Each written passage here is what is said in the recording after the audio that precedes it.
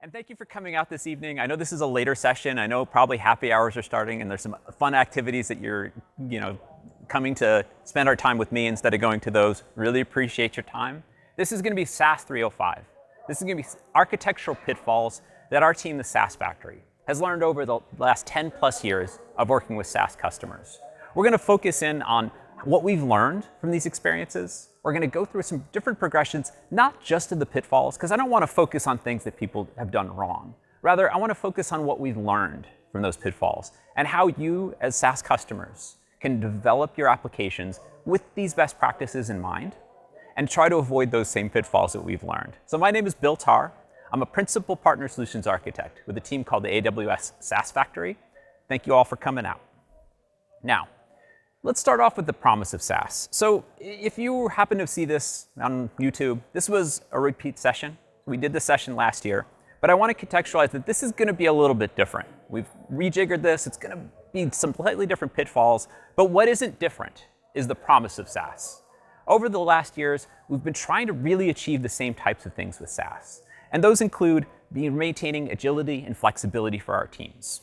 We want to be able to continue to focus on delivering innovation for our customers. We want to continue to put features that delight our customers in front of them. We want to maintain operational efficiency while doing so. We don't want to get bogged down in the details of managing our application to the point where we stop being able to scale and we're focused on operating the solution rather than the innovation. And importantly, this is one we've been talking about more and more over the last few years, sustainable growth. Initially, when we were thinking about SaaS, we were talking about it in terms of growth, and that was fine. It's great to grow your solution. But the focus has increasingly shifted away from just growing your application, just getting more customers, to being able to be profitable and being able to have sustainable growth, understanding the underlying cost structure of what we've built, and being able to express that to everyone who's investing into our company. How do we know that the customers that we're attracting are actually profitable? How do we prove that over time, as we continue to grow our software, we'll be able to operate it at a profitable margin? Now, what has changed this year for this talk are the pitfalls that I want to focus on. So I'm going to start off thinking about how we build for growth. Now, there are a lot of strategies for growth, of course. This is very much on the technical side of how we operate SaaS at scale. But sleeping on identity, this is one, since I've joined the SaaS Factory team, and I've been with the team over 5 years, we've been talking about identity, but I still run into people falling into the same pitfalls, not addressing the same issues, and not even getting ahead of the identity story by the time their customers are asking them for specific features. Insufficient telemetry, this is also a very common one. We're often coming into our SaaS customers and they're telling us, yeah, we have some telemetry, we have some observability, but they're not thinking deeply about how that observability should be used, the roles who are going to be consuming it, and what data they need to properly do their jobs. Revenue leakage is a term that I was introduced to this year. I don't think it's a new term, but specifically for SaaS. The concept that instead of simply understanding how we're bringing in money, understanding from a very fine-grained detail what potential we have to gain revenue from all the streams that we're putting out there, whether that's usage-based and making sure we're collecting that usage-based, or whether that's entitlements and make sure that we're measuring how much consumption our tenants use and understanding if we need to renegotiate contracts with them. Then under-investing in testing, this is a big one. This is one that was spread throughout the talk last year. I consolidated this into a single pitfall because I continue to see testing being a challenge for customers in SaaS.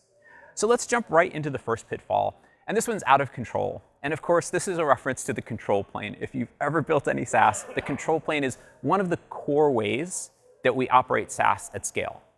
When I'm talking to customers, I'm still hearing the same story from them. We ask them, do you have these different pieces? And when I'm doing discovery, they're doing onboarding. They're somehow getting tenants into their system. They might have a FinOps and they might have a DevOps story. But when we really start to dig in and ask if they have a control plane, they really don't. And they're pretty upfront about this. Yeah, we don't really think we have a control plane because they're not operating their solution through a single viewpoint. Rather, these tools are spread across their whole application, and they don't have a way to operate their system as a single unit. Now, SaaS requires a different set of tools. That includes the control plane, right? Your application plane can be any number of things. This is just a simple example of a very simple SaaS application, might be running on ECS, might have load balancers in front of it, regardless of what this looks like on the application plane. The control plane is made up of a variety of tools that allow you to operate many of these application planes. We might have to have an admin experience for this control plane. We might have onboarding and how our admins can easily onboard customers in a frictionless way. An identity story, of course, which we'll talk about how that spreads across both the control plane and the application plane. Metrics, billing, hopefully we're doing billing, hopefully we're getting paid for our solution, right? And then how we manage the tiers and tenants and the admin users and the tenant users that all make a part of our control plane. This is sort of a single concept, and we've been talking about it for a long time. What's different for me this year, and probably the thing I'm most excited about in terms of progress our team has made, is a tool that we're calling the SaaS Builder Toolkit. So this is an open source, free solution that our team has built that builds out a lot of the concepts that I was just talking about in terms of the control plane. Of course, everything is still about an application, right? At the end of the day, a SaaS solution is an application we're putting in front of our customers. But what we've built out is working services that demonstrate all of these concepts. So it's written in AWS CDK. So it is opinionated in terms of its implementation. But we have services that demonstrate onboarding, metrics and analytics, billing, tiering management, tenant user management, and all of these different concepts that we consider part of the control plane. And it also provides that admin user experience, an admin console, a UI, a CLI, all of these different tools that enable an admin to use and manage the control plane. We've also taken an opinionated approach to how we do deployments. So instead of saying a single control plane is responsible for deploying into the application plane, a piece of this deployment solution moves into the application plane. And now that allows us to simply use a tool like EventBridge to fire events from our control plane into our application plane, where it kicks off the provisioning, and the application plane can be independent. This allows a single control plane, like SBT, to manage different types of stacks. So you can use our serverless reference architecture, our EKS reference architecture, or our ECS reference architecture. Regardless of your technology preference, you can use the same SaaS Builder Toolkit to manage all of your application planes. And we've also provided some point solutions that demonstrate the best practices of SaaS that we see people building over and over. TVM is a token vending machine, best practices for SQS and S3, some dashboards that allow you to monitor your software, and we continue to add on to this. Importantly, SBT is a pluggable solution, and I'll demonstrate some of the plugins that we've built a little bit later. But we've got plugins for identity, we've got plugins for billing, and we're going to continue to build that out to allow you to use different third-party software to manage aspects of your control plane, and of course, also your application plane. Okay, I'm also going to throw some QR codes up here. I don't know if you'll have any luck taking pictures of these, but this will be online. We do post the video very quickly, and also we post a PDF out there that will have all of these links in there. So if you can't get pictures of these, if they're too small, don't worry about it. This will all be online in a couple of days as well. Now, standardization that I was talking about, the pluggability of this SBT really comes into play. And SBT is not the only thing that's doing this innovation, by the way. There's a tool called Omnistrate, which is Control Plane as a Service, which I'm also really fond of, which is also following the same path of providing plugins that fill in the holes of all of the functionality so that you can understand what you need to build and what you can simply use third-party tools for. And that includes billing. And these single topics often break out into multiple topics. You might have multiple payment providers. You might have to have an integration with AWS Marketplace as well, especially if you're selling to enterprise customers. Metrics and analytics might be an observability story, an analytics story, and perhaps alerting for our SRE roles. Security will have many different implementations, of course, but identity comes into play, compliance, our security story, our authorization stories. All of those come into play, as well as our DevOps stories with our CI/CD tools and our FinOps tools. All of these might represent individually third-party products that can do a better job of doing these very specific tasks than our team might want to take on. But having SBT and having these different examples of how these third-party solutions work allow us to remove some of the undifferentiated heavy lifting of testing out these applications and seeing how they would work in a SaaS environment. Now, tenant management is one of the topics that we saw on the control plane. And in terms of why I think not having a control plane can be a pitfall, I wanted to sort of demonstrate some of the concepts that we were thinking about when we were building this tenant management inside of SBT, and how those play out when they actually come into a real SaaS application. Because SaaS applications tend to have a fairly large footprint that covers a lot of different areas, like your CI/CD tools, understanding the versioning, what's been output from CI/CD. Our infrastructure is code. Where are the outputs of that? You're running Terraform. What are your stacks actually outputting, and where are we managing those states? What's our identity provider? What's our tenant identity provider? What are the analytics dashboards that we're providing? What are the URLs we've given to our customers? What payment processors do we have? What FinOps tools do we have? And what's a feature management tool we use? Are we using LaunchDarkly?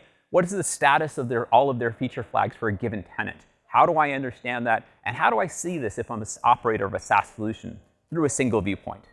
And of course, all of those are involved in our onboarding and our offboarding story, right? If we onboard a customer and we create all of this stuff, I also have to be able to go and offboard all of these tools as well. If I picked a payment processor, I want to make sure I go and clean up anything that's left out there to avoid any extra exposure.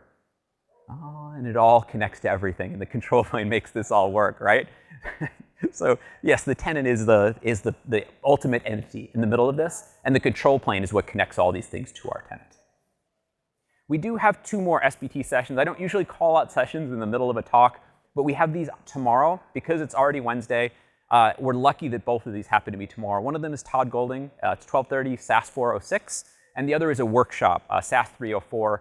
Because it's Thursday, even if you go and wait in line, there's a pretty good chance you get into those. So please check those out if you can. And if you're interested in SBT, they're going to go much deeper than I could in just a few slides.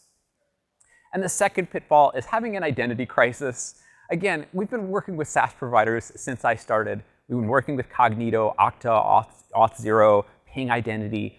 And we continue to see the same sort of problems creep into this. You start off with a very simple identity story, and other things start to pop up. What about machine to machine instead of just user authentication? How do we deal with different identity policies for our customers? And this identity story is a very intricate one. It's actually a series of pitfalls where if we don't build in the right way in the beginning, we'll often find those pitfalls hitting us downstream.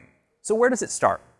Let's start off with a simple identity story. We might just have a SaaS application, our SaaS admins, our tenant users, all logging into the same application.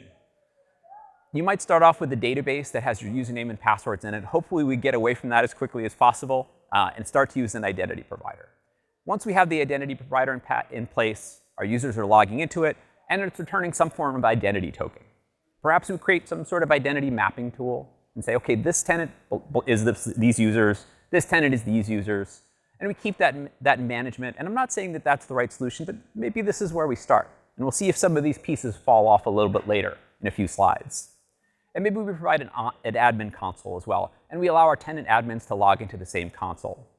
So there's already some things in here that might be fine in the early stages, but we might have already introduced some technical debt that we're going to have to clean up. And I'm going to introduce a couple more slides that introduce some new concepts that we might want to think about in the beginning, or if we've already built it this way, we might want to start thinking about when we need to address these. And one of the first of those is thinking of your identity as actually a multi-part story. It isn't really a single application that we're building when we build SaaS. That control plane we were talking about and the application plane are really 2 separate domains from an identity perspective. So we still have our admin console, we still have our SaaS application, but now I want you to think about differentiating these a little bit from an identity perspective. Our tenant user might still be logging into our identity provider. We might still be doing tenant mapping. Maybe that'll go away a little bit later. And now I have a separate identity story for my SaaS admins.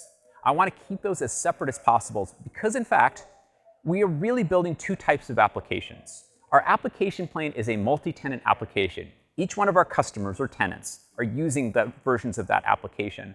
On the other hand, our control plane, the tenant, is us. We are the only ones using that application. And the implications for your identity story should be very different for how you manage these 2 things, even if you use the same tool. Even if you're using Cognito for both sides, I want you to keep these very distinct, separate user pools, even perhaps separate accounts where Cognito exists. Keep those stories distinct, because the last thing on earth I want is one of my tenants to accidentally log into my control plane. Keep these stories distinct, and it will also help you keep some flexibility in terms of how you build these different tools. And of course, your consoles should also be distinct. This is an area that's been something of a pitfall I've run into, where people think their control plane is something that their tenants access. And while you may have different terminology, and perhaps maybe you're using control plane for multiple things, the tenant experience for how they manage their user's experience is really part of that tenant domain, and I want that to be part of the identity story that belongs to the application. Now, I kept mentioning this tenant mapping tool. Let's talk about what it means to not use a tenant mapping tool. So we're going to get a little bit more concrete in our application now. So now we're going to introduce an API gateway and a Lambda authorizer. And the Lambda authorizer, if you're not familiar with it, it just can take your JOT token and map that out. It can say, OK, I can read this JOT token. I can use it and interpret it. I'm going to give you a concrete example of what that looks like in a couple slides, too. So let's introduce Cognito now. And we're going to give you some examples with Cognito, even though Cognito is far from the only identity provider that we see SaaS providers using. We're going to create user pools, which are a very convenient way to create isolation inside of Cognito. Each one of the tenants in this example will get a separate user pool. It's not the only way to do multi-tenancy in terms of Cognito, but it's a very convenient way, and it allows us to keep some flexibility between our tenants' identity patterns.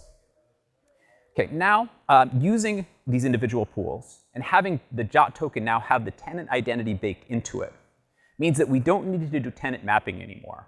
Cognito is actually doing our tenant mapping for us. So you can kind of see how this looks here, right? These are pools will have identity inside of them, and those will be passed to us through the JOT token.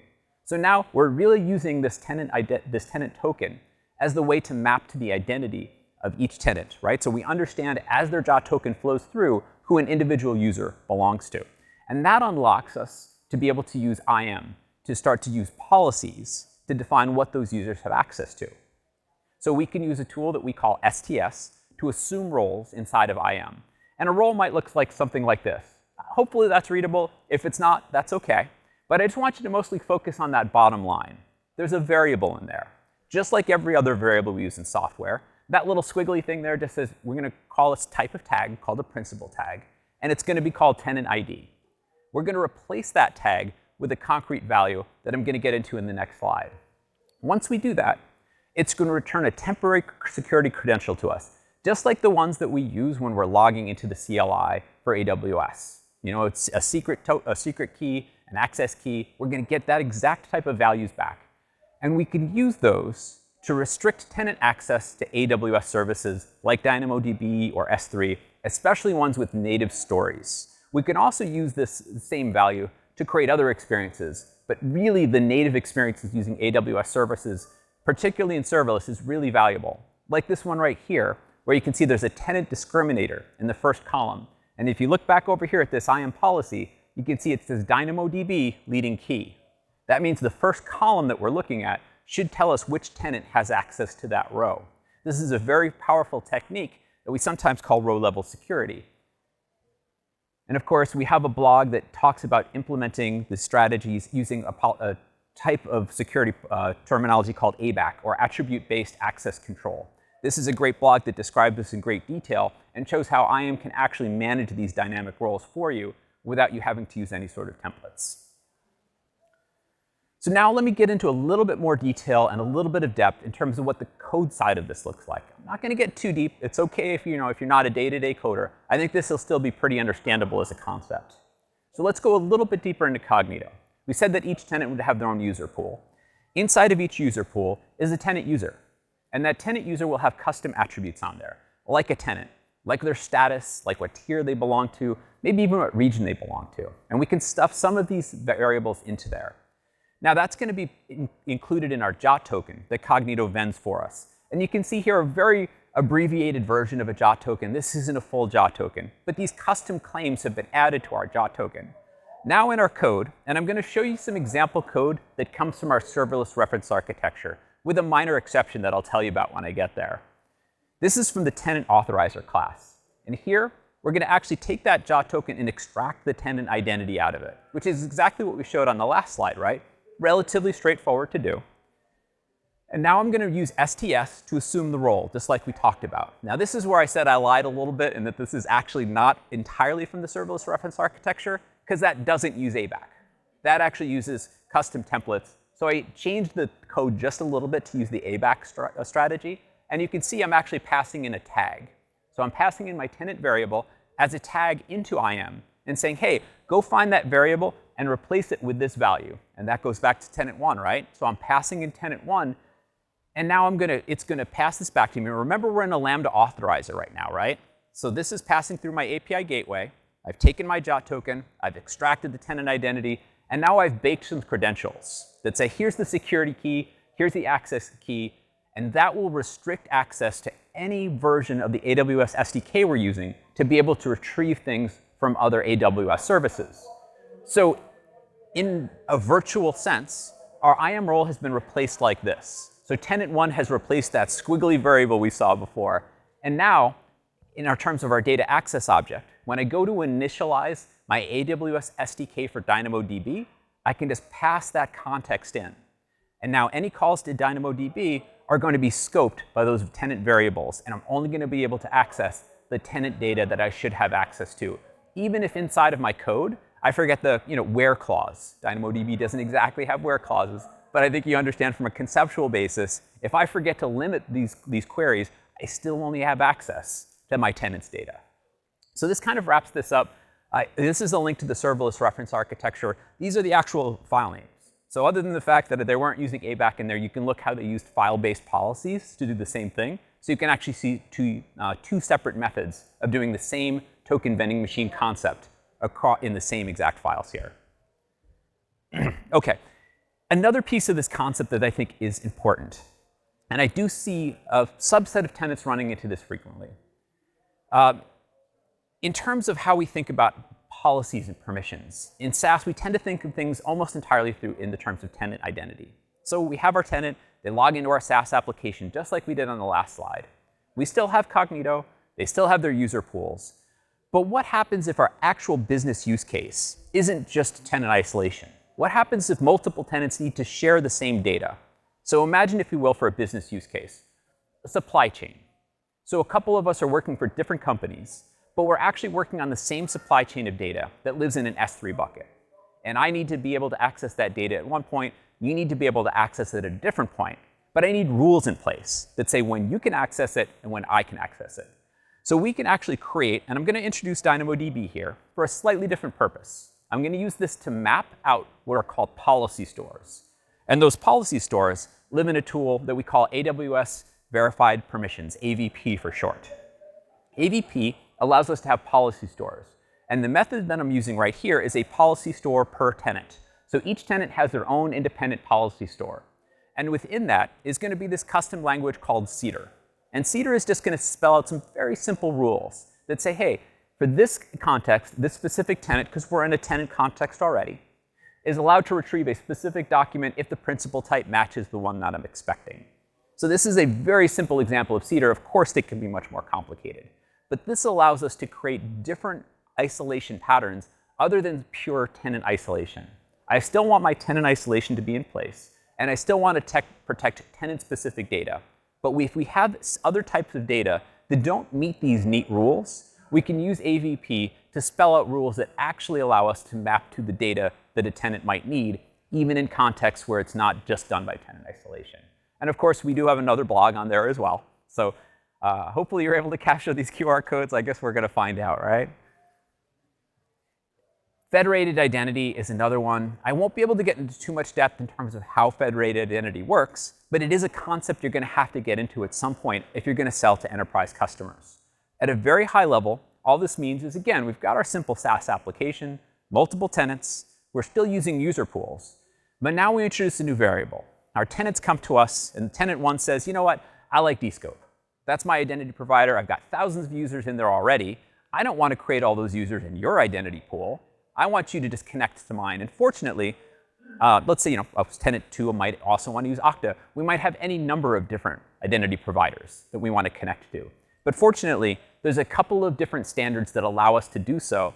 And tools like Cognito or Auth0 or Dscope, any of these ones that we use as our primary identity provider, allow us to federate with these other data stores. So we could use OIDC to connect to Dscope. And our users simply log into a Dscope login. And Dscope will have a conversation with Cognito. And Cognito will simply vend the same type of JOT token it would have been if this was a native Cognito user. And the same goes with Okta and that other auth flow. But perhaps this time we use SAML, another open another open standard for allowing these two different identity stores to talk to one another. So in terms of where I think this might be going and some innovation that I think is interesting, I want to introduce a concept of frictionless onboarding again. When we think about onboarding, we want to see tenants get to the value of your software as quickly as possible. And one of the barriers that I've run into in terms of doing this is when you sign up and you want to do federation. So what will happen? You sign up for the software, and then you'll say, OK, well, we use SAML. I'm going to go to my SAML IDP. I'm going to pull in the files. I'm going to pass them off to you. Someone's going to set those up manually. In the meantime, let's say a week has passed. I haven't been getting any value of the software that I wanted to evaluate. Maybe I've moved on and I'm looking at another piece of software now. So I want to think about how we could possibly get to the point of doing this in a frictionless manner and allowing the tenant admin to do this for themselves. So let me reintroduce Dscope again, because I like how they've built this out, and I like the functionality that they've built, which allows you to select your own identity provider as you're onboarding into your service. So again, our tenant admin is simply signing up for the software. And when we reach the point that they want to add their users, they can go in and select their own identity provider. And from there, they can configure federation in the UI of your application. So I can simply go in, upload my SAML file, and my users are using your application. You didn't have any SaaS admin interaction, and you were able to get them onboarding with your service. This is a great innovation. And I'm not going to say Dscope is the only one doing this. Of course, there might be other solutions for this. This is the one I'm familiar with, and it's pretty cool. I also like the way that Dscope is doing identity flows and allowing you to have different identity flows for individual tenants. It's a pretty cool functionality there. So you might want to check it out. OK. And then you're often using the application Go. Now, leaving out the microscope, as you might guess, this is a reference to observability and being able to have all the different telemetry emitted from your application that will allow different roles of users to observe your application and operate it. Now, often when we talk to SaaS providers, they say they have an observability story. But you scratch the surface a little bit, and what they really have is an SRE story. Right? Our different SREs can actually observe how many CPUs we're using in EKS. They can see whether the state of our EC2s are healthy. If you ask them, how are the business metrics about our application being emitted? Or how are the different roles within the organization able to see the operational health of your application? The answer is usually, well, we're getting to that. So let's think a little bit about what it means and think about some of the practices we could use to make this flexible and resilient as we build our observability story. So first, why do we care about observability? What are the different roles that we want to think about and why we're emitting this data in the first place? So it might include cost management. The FinOps story of how we emit cost data is critical to the success of SaaS. If your finance teams aren't able to see and visualize the data that describes how we're spending our hard-earned cash on supporting these tenants, and they can't understand the underlying unit economics of what it costs to operate a tenant or a specific feature, how are they going to understand how to continue to invest into this application and what types of customers to attract? How about troubleshooting? Again, there's still SRE story here, right? We still have to be able to troubleshoot our application and understand the application health at any given moment. These are still stories that are important. But product development is another one. How do we emit these metrics to the business users who aren't managing the application from day to day, but rather are trying to understand the strategy of how to evolve this application? How does a given product owner understand that tenants in a certain tier prefer this type of feature, and that's why they're buying the application? How do they understand where they should be investing their software services, the developer's time, into these new features without understanding how they're being used? Security and compliance stories. How are we emitting the data that eventually will be used by auditors? How are we emitting the data about the state of each one of our instances and whether they've been patched to the right level for our security teams? How do we think about performance monitoring? Right? Again, going back to our SRE story a little bit. How are we anticipating what's going to happen and understanding what that user experience is? How can I drill all the way down and understand a specific tenant's experience? And then, of course, how do we get to predictive maintenance? Because this is the next gen story of this, right? Eventually, I want to be able to have my application get ahead of itself and be able to take preventive maintenance measures, or at least tell my SREs that something needs to be done before they discover they need to do it. Now, surfacing activity with tenant context is the core of everything we do in observability in SaaS. There's no way you're going to ever be able to drill down to a tenant-specific problem if everything we're emitting from our application whether that's logs, whether it's traces, whether it's events that describe our application's usage or the business underlying context of what we're doing without tenancy. So making sure everything we're emitting from our application has tenant context in it allows us to unlock these types of dashboards and the operational experience that these different roles can look into. If we have this tenant context and we want to build out that FinOps story, we can easily express to our FinOps users, this is the exact state of these given tenants, this tier of tenants, this region of tenants, whatever those different units they want to measure are, as long as we have tenant context and as long as we have good operational context and observability story, they can break these things down by different units. Now, in terms of actually building this out in a better way, I wanted to kind of think a little bit about what I'm not seeing today. One of the things I see is people start off with a relatively simple operational story. Maybe they're using CloudWatch, maybe they're using some basic AWS stack like Prometheus. And that could be fine for a while. But what I find is often I'm meeting SaaS customers at a time when they're discovering their observability story stack doesn't do everything they need it to do. So what might be one answer to that? Well, how about OpenTelemetry? What I like about OpenTelemetry is it allows us to use the same type of observability emissions across any type of stack, whether that's EC2 or EKS, ECS, or even Lambdas. All of them have a great OpenTelemetry story. We can use either the open source OpenTelemetry embedder, or we can use OTel, the version that AWS has produced. I'm going to use the open source version here because I want to emit all of my data out to S3. And emitting traces to S3 requires the open source version at this point. I think that's a change we're going to see pretty in the near future. So I might be able to create a very flexible stack right out of the gate. Maybe it's just some Glue, Athena, with a QuickSight on top of it. And maybe that works for me for right now. But I've used OpenTelemetry, and I have everything flowing into S3. So if I discover that this stack isn't working for me, and again, we do have a blog on doing multi-tenant, multi-account OpenTelemetry. That specific version does use OTel, by the way. That isn't using the open source version. We have another blog coming out that will talk about that. But OpenTelemetry brings flexibility.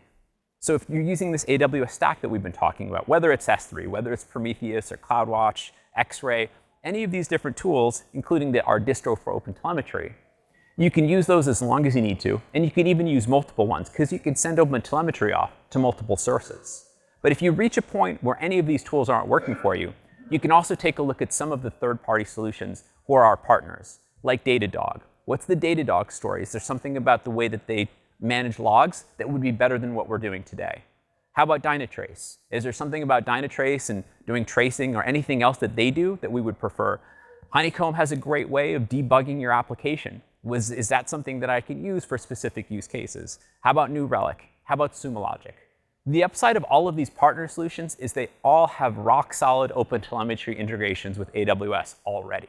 You can start using this and not have to worry as much about whether the telemetry stack that you've built today is the one you're going to need next year or 5 years from now. Instead, you can send your different telemetry off to different sources if you need to, and use these different tools even for specific use cases. So this is one of the things I really like about OpenTelemetry. I think if you're going to be building from scratch today, and you can use OpenTelemetry in your stack, it's really going to benefit you in the future. So this is a pitfall I think you can avoid, even today, without even investing too much into this stack. Another pitfall we've gotten into is not thinking about how to manage agile pricing. So when we think about pricing, we usually think about it through a business lens. I'll let the business guys decide how they're going to price our product. The problem is we have to be able to support it from an architectural perspective. It doesn't make any sense if our business comes to us and say, hey, we're going to charge every time the customer calls our API if we're not counting how many API calls there are. And one of the common use cases I've run into, and this has been repeated this year, is customers who have sold their products and actually don't measure the usage of their application. They may say, hey, you're entitled to call this service 100 times, and they're not counting it.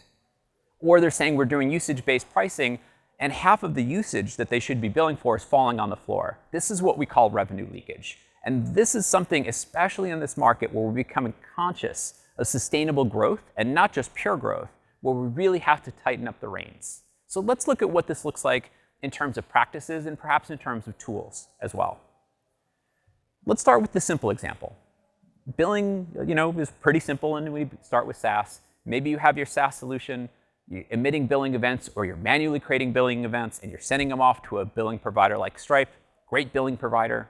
And the events might look simply like this, right? A simple one that describes a tenant and some usage.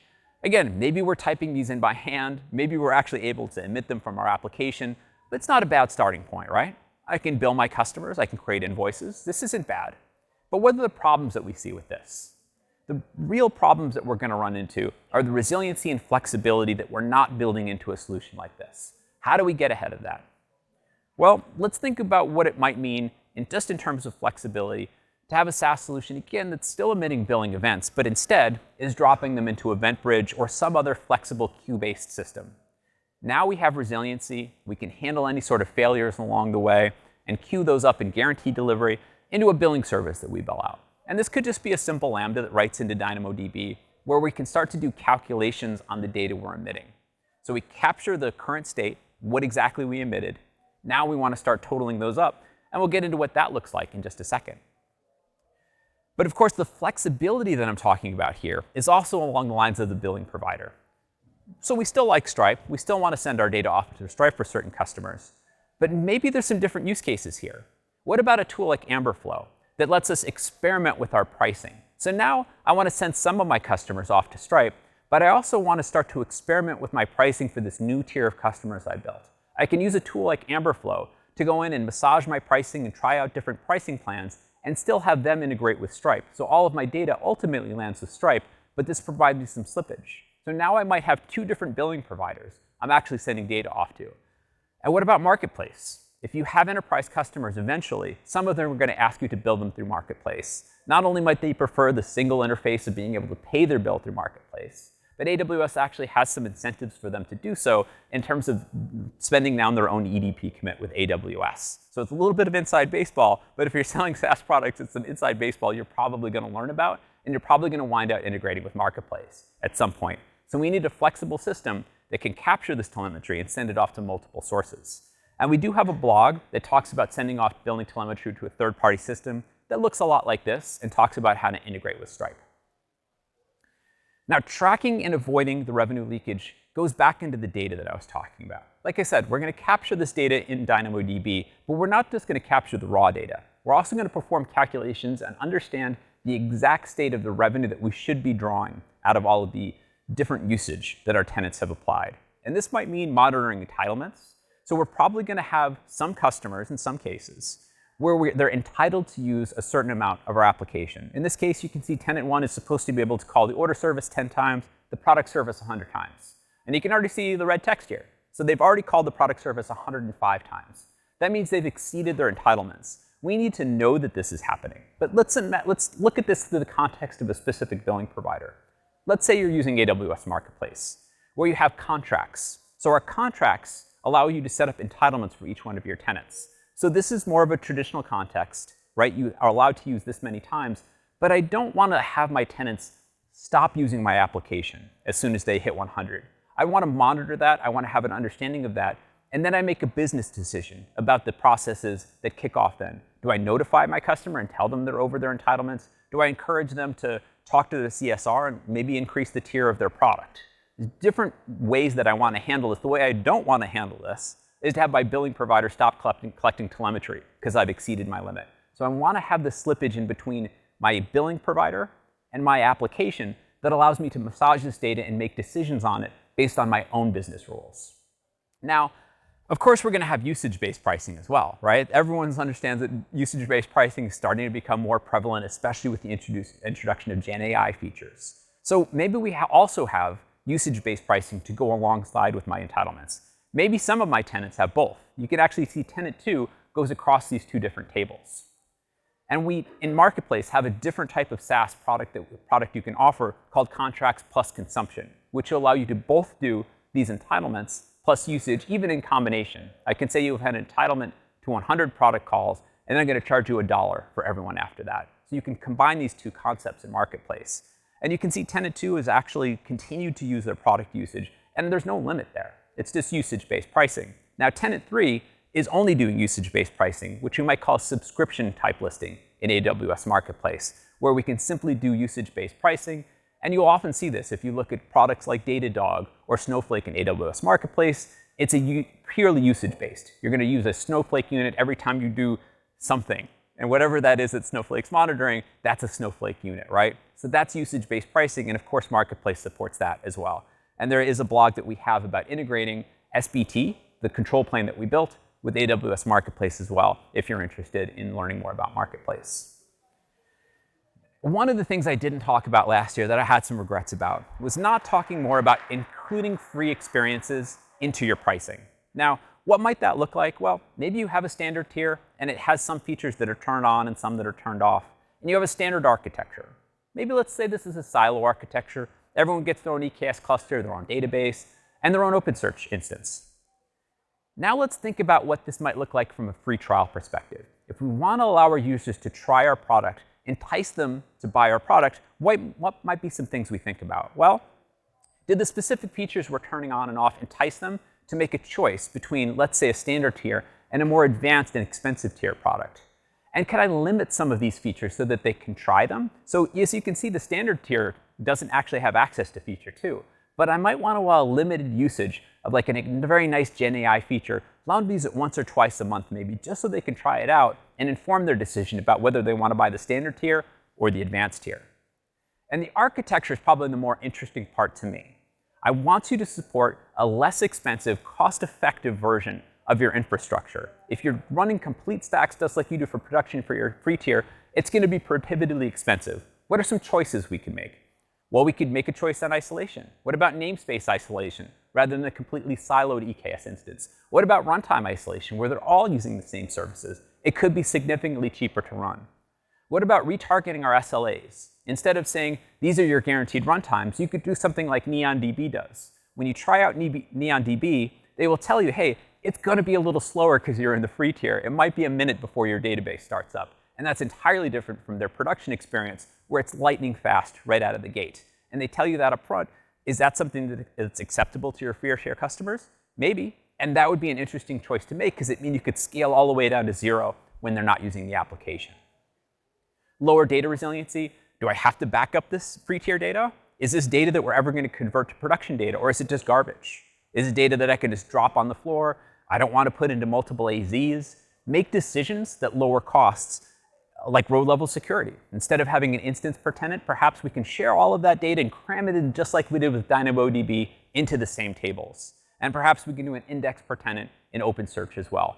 All of these are options, and depending on your architecture, there can be all sorts of levers you could pull to reduce the cost of your free tier experience while still keeping the quality of that experience up to what tenants would expect to make that purchasing decision. There's another concept here I like to call the last mile of pricing.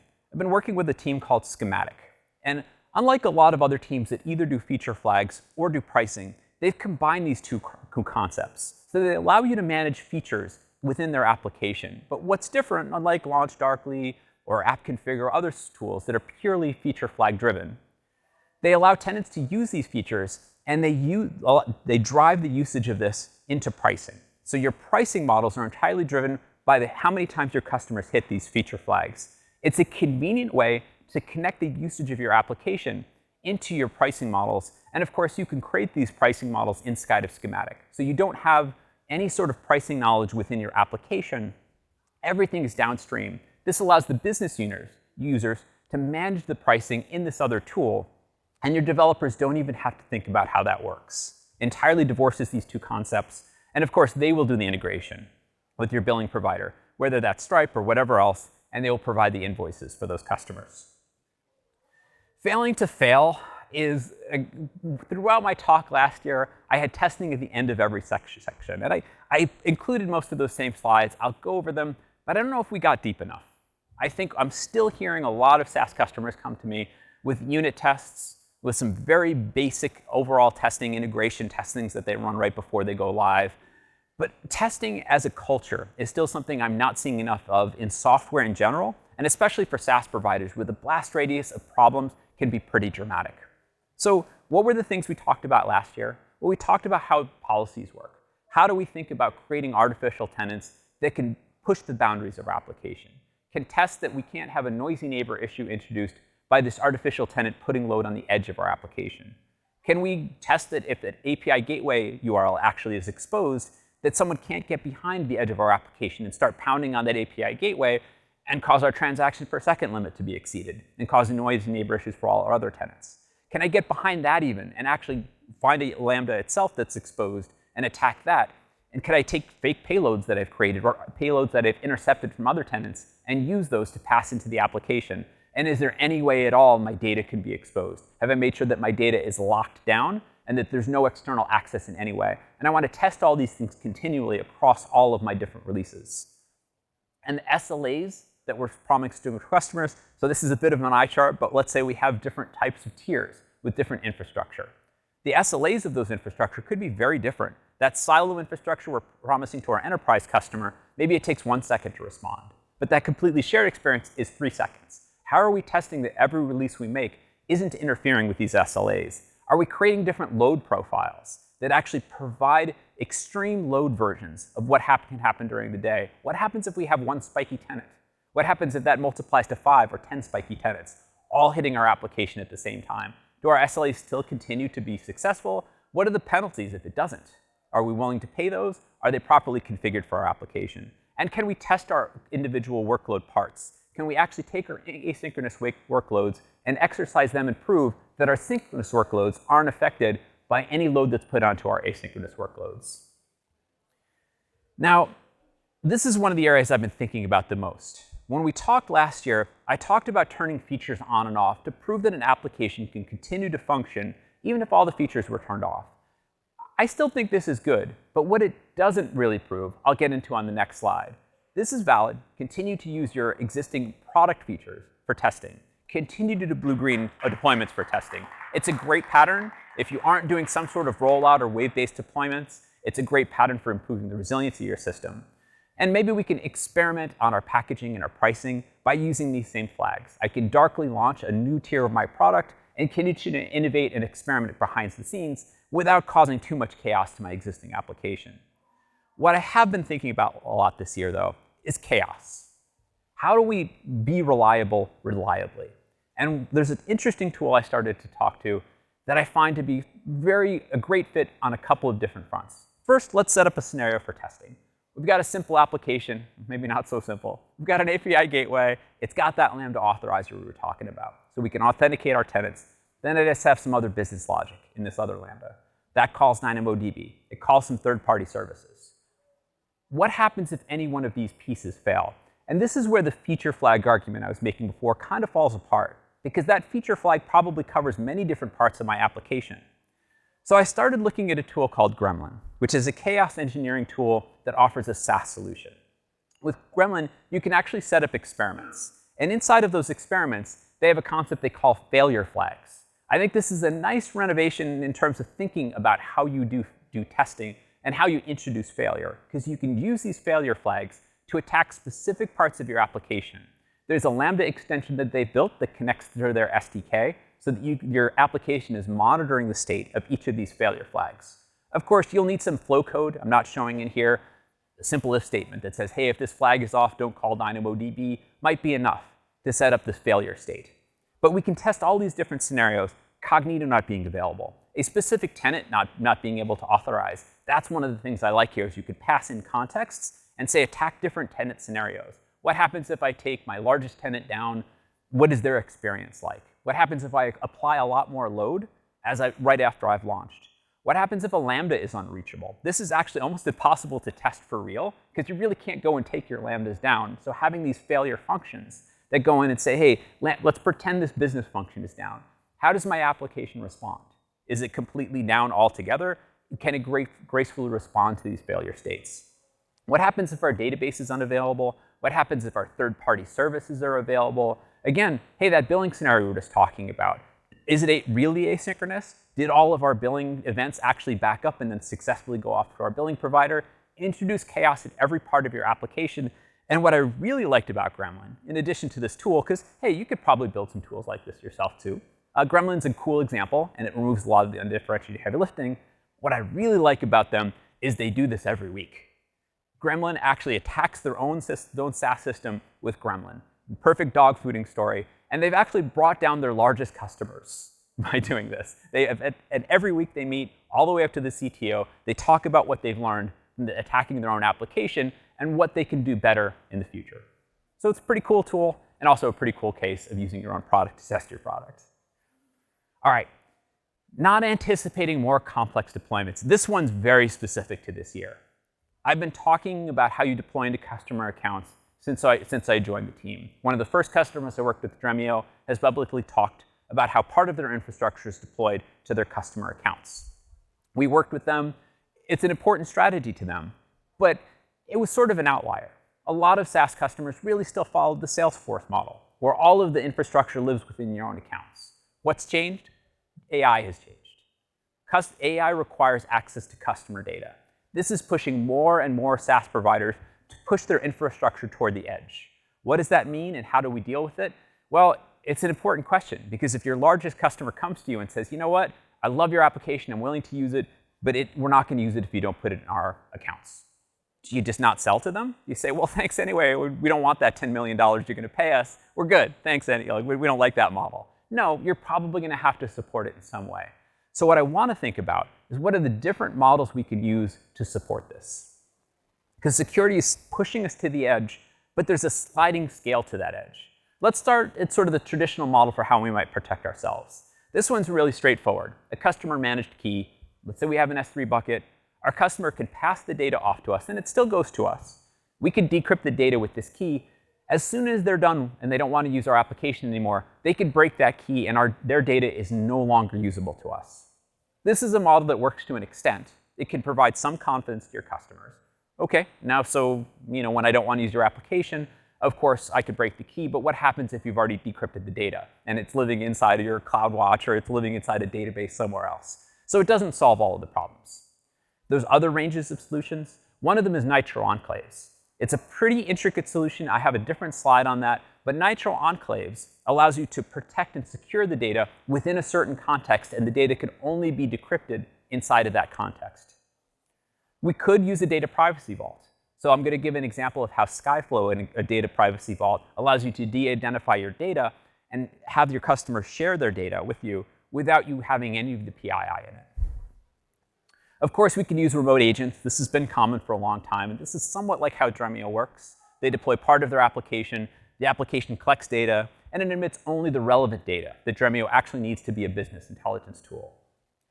We could deploy our whole remote machine learning environments into the customer accounts, and then only emit the business intelligence or the derived data, the stuff that doesn't have PII, it isn't sensitive, and export that into our applications.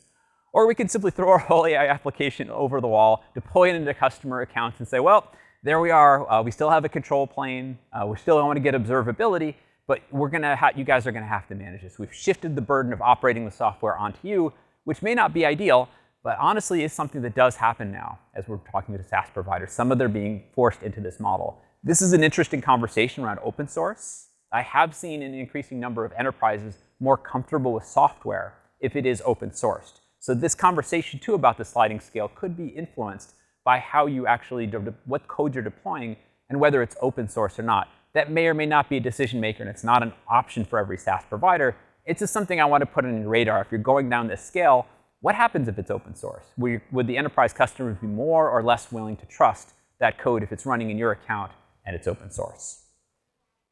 Now, I did say I was going to talk about data privacy vaults. Relatively straightforward concept. We still have our SaaS application, and we want our SaaS tenants using that application directly. But of course, their data lives in their own accounts. I'm using DPCs for a shorthand here, but these are their accounts that they own. They have some S3 buckets, some databases. Well, what data privacy vaults allow us to do is deploy these vaults into the tenant-owned resources. There, the data is de-anonymized. As the data passes through the data privacy vault, it extracts the PII. Biltar is replaced by XYZ123. And it's consistently replaced. So I can use the same data patterns and understand that XYZ123 is a person. It's just not the person called Biltar. Now, at some point, we can also introduce re-identification with these type of tools. And re-identification allows a role-based control. So somebody with for example, a medical admin to come in and say, OK, I need patient data. So I could actually go re-identify the data through this tool. and maybe other roles, perhaps like a call center rep, only be able to see what the state that they live in and maybe parts of their address. And Skyflow is really a great example of this. The hard part about this is both the cryptography and the role-based access control. And another thing that Skyflow is doing right now that I'm actually pretty excited about is they're using Gen AI to actually train these models to understand what the private data is. So that what they do, they run through all of the data, and they present you with what they think might be private data or IP that you want to protect, and allow you to choose whether that's what you want to protect or not. It removes some of the undifferentiated heavy lifting that is the downside of this model, which is you actually have to know what your PII is and strip all of that out.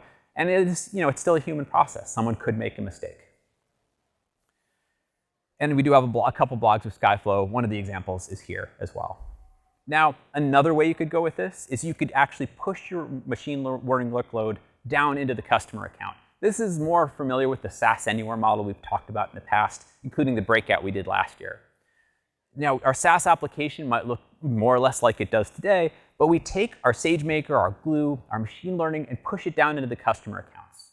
There it accesses the data, it does any processing on it needs to, and gets the business intelligence out of it. And we can take that BI, pass it back up to our SaaS account, where the tenant users are actually accessing that. Somewhat similar to what Dremio does, except the machine learning side of this is quite interesting, right? If you have tenant data that really can't leave their accounts, but you need machine learning to process it, it's one model that might work, but it still involves a lot of operational overhead. You have to manage all of this at arm's length, or the tenant themselves actually has to be able to manage this whole stack. And of course, you repeat this across many tenants, it really limits us down to the silo model for everything we're doing here. So finally, Nitro Enclaves are probably the newest part of this conversation, and an interesting one, if maybe still not the perfect solution for every scenario. What I like about Nitro Enclaves is it provides assurance that the data that's flowing into your accounts can only be seen in a very limited window. So the way Nitro Enclaves work is you create an EC2. Within that EC2, you actually give part of the EC2 back to us. So AWS will manage part of this. Picture it like a Docker container that you don't have access to. This Docker container has a single vSOC pipe that allows traffic in and out of this enclave that you've created. So you create the enclave as part of the flow, and you generate a signature. Just think of this a lot like TLS, right? You generate a machine signature that's specific to this machine, and you share that with your customer. You say, hey, this is the key that you'll use to encrypt things with KMS. This has to be part of your key, and that becomes part of the signature that KMS uses. So now everything I've signed in my S3 bucket with KMS can only be decrypted by this Nitro Enclave I've created. So I pass the envelope-based encryption back. And it's OK if you don't understand all of the deep parts of encryption. Just understand we created a key when we encrypted the data, and I have encrypted data. I pass those both back to the Nitro Enclave, as encrypted data, and Nitro Enclave exchanges the attestation document. So this is the thing that says what it is. I am this entity, and it exchanges that with KMS, which does this fancy little dance that says, OK, I know who you are, and I'm going to let you decrypt this data. And the only thing that can decrypt this data is the Nitro Enclave itself. It's an interesting pattern. It does have some potential fallbacks, one of which is you could actually emit the data out of the Nitro Enclave. You could actually, this vSOC is open, it can emit data. So you have to have some agreement with your customers with the code that's going to run in here. And this is often how it works. I'll say, hey, we're going to run this code inside of Nitro Enclaves. Do you agree that it's not going to emit anything that's sensitive to you? So you might have this two-way conversation with them about what you're going to do with their data, and then prove that it's not going to be emitted in any way. Or you have to really think about what that data is. Now, the other side of this is it's just an EC2. So this limits how far we can go in terms of our overall application. You might not want a giant footprint to live inside of a single EC2, right? So this might limit how we set up our application and how it runs. Still, it's a very interesting model. And if you have customers who really their only concern is how and where their data is read, this might be a way to help assure some of their concerns and remove some of their objections, get them to run the application in your accounts. And now, one of the things I insist on across all of these models is please try to get observability. Don't throw these over the wall like we used to do with packaged software and say, well, I hope it all runs great. good luck with your software. No, make sure you're getting the operational data about this software and what it does back, whether this is CloudWatch, and we're simply taking all of our CloudWatch and aggregating it together and putting it through central dashboards, or not. Now, we're almost at time here. I wanted to make sure I took a second and brought up that there are a couple sessions that I've talked about before tomorrow. Not too many, because it's already Wednesday, but that SBT session, it's a breakout. It's Todd Golding. It's a great talk. Please attend it if you can. Most of the other talks there in white, unfortunately, have already passed, but the breakouts are already appearing on YouTube. I saw 2 of them already from earlier this week on YouTube this morning. And we have a workshop and a builder session that are still repeats that are going to happen tomorrow. So if you have a chance, please go and check those out. And with that, I'd like to say thank you. Please, please fill out your surveys. This is incredibly important. If you want to see more SaaS topics, this is how they determine what the topics are at reInvent. So if you can possibly go and say some nice things about me, I'd really appreciate it. Or at least say nice things about SaaS and say you'd like more SaaS topics. Then we'll see more SaaS here again next year. All right, thank you, everybody.